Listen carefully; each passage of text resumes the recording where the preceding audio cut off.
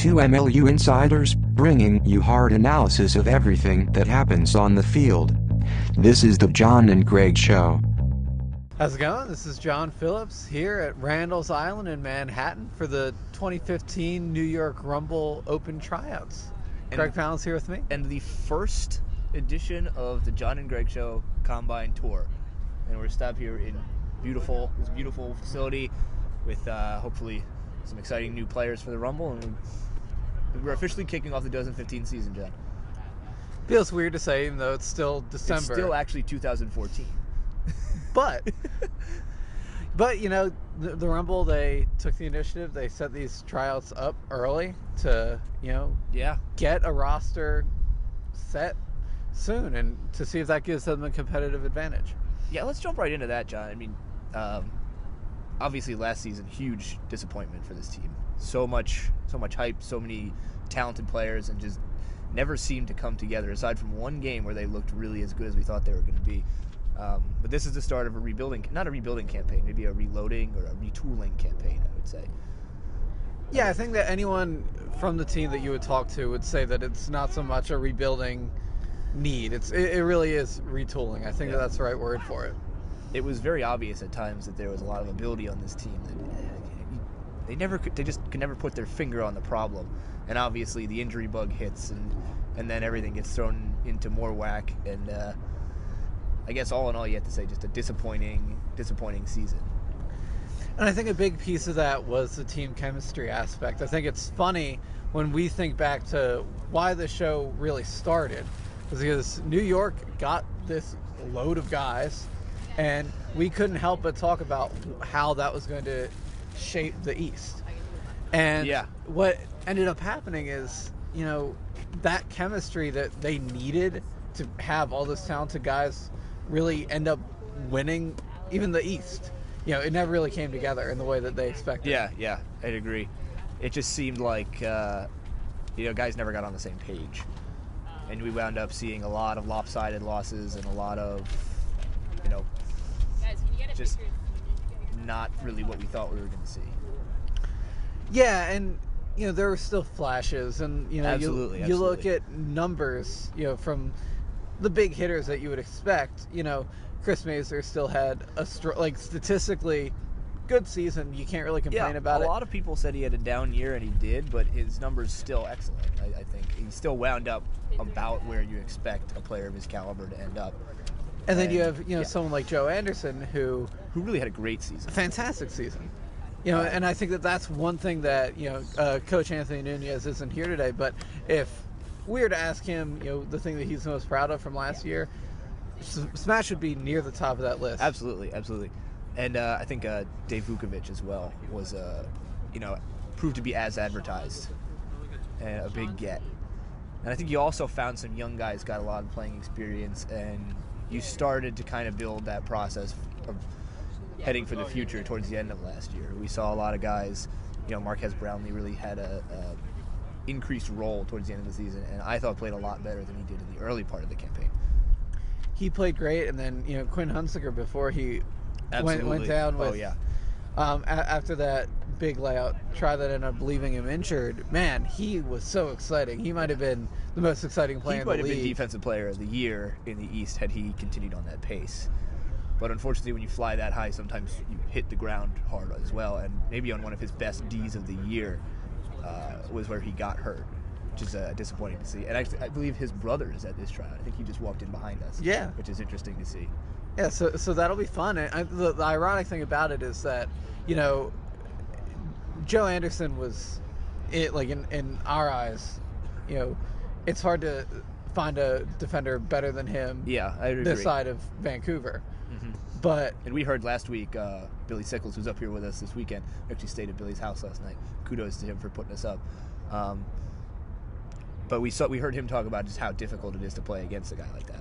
Right, and so for a team that had such big hitters defensively, I think that's as big of an example as any that, it's how you get those guys into an overall defensive game plan. How do you limit the other team and then take advantage? And that's three guys who, correct me if I'm wrong, I think all three of those guys were on the all-defense team. I believe so. it was populated a lot with Rumble guys. Marquez, Brownlee, Joe Anderson, and I believe Quinn Hunziker were all on, if not the first, the second team on all defense. And all deserving. Absolutely. I think all three of them were on my ballot. But I think that one of the tricky things is when you get late in the season and you're trying to figure things out offensively, what ends up happening is you're pulling people from your D-line that you want to be there to get breaks.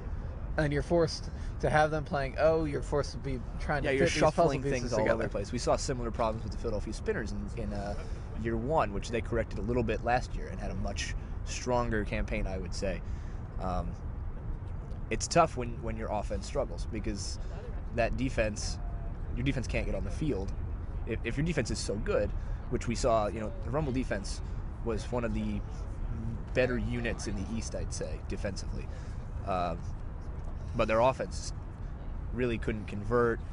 They get scored on, and it's tough. It's a tough situation to be in where it's particularly in Ultimate because you have to score to put your defense on the field, as opposed to something like football where your defense can keep you in the game by virtue of not giving up points. The offense struggling doesn't keep the defense off the field, in a sense. And I think that a big movement that the Rumble tried to make last year was to try and stay away from having an offense centered around Mazer.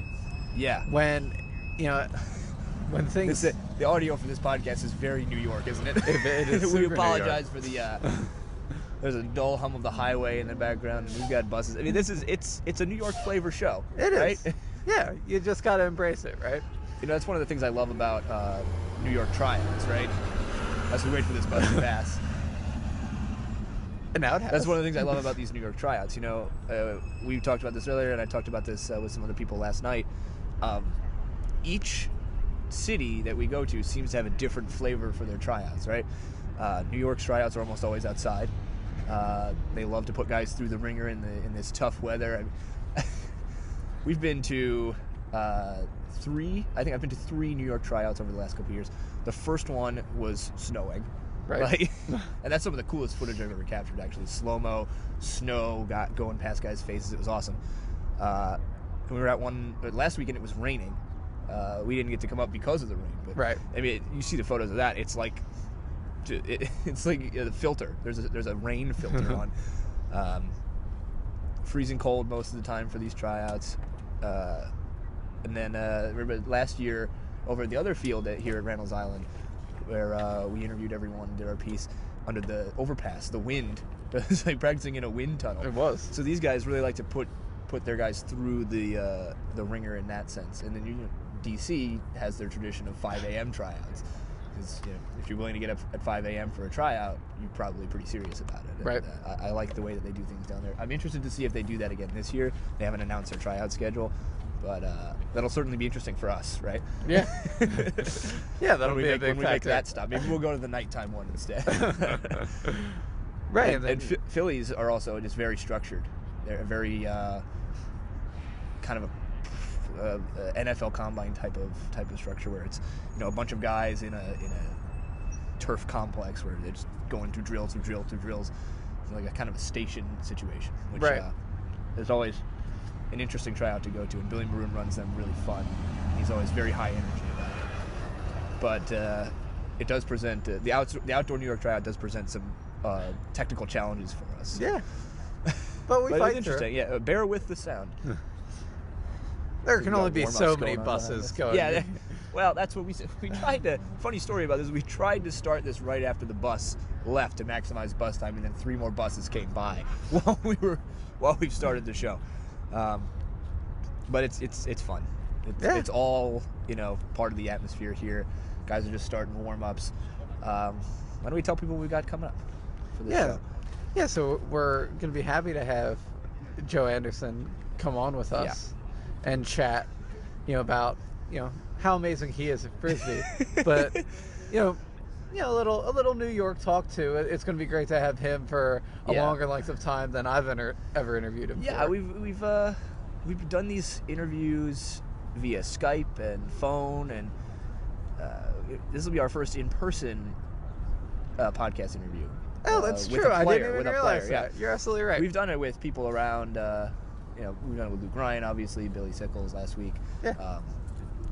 Tim Brubaker, but we've never done it with a player, a top line, one of the guys we bring on via Skype during the season.